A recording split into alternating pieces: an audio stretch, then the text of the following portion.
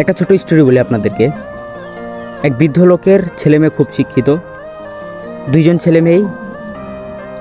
বৃদ্ধ লোক খুব বড় লোক, বাবা মরে গেছে, বাবার অনেক টাকা পয়সা ছিল। তার ছেলে মেয়েকে সে শিক্ষিত করে বিদেশে পাঠিয়ে দিয়েছে এবং তার ছেলে মেয়েও চলে গেছে। সে দেশের মধ্যে বাসায় একা থাকে, শুধু কাজের লোককে নিয়ে, বিরাট বাড়ি। হঠাৎ করে সে বৃদ্ধ মহিলা অসুস্থ হয়ে পড়ল।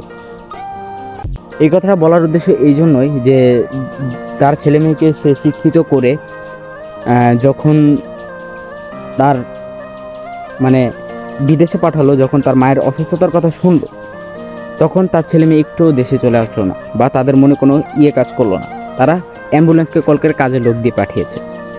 তো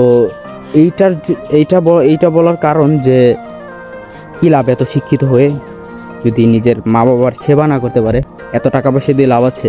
তো এইটাই এসএমএস দেওয়া ঠিক আছে।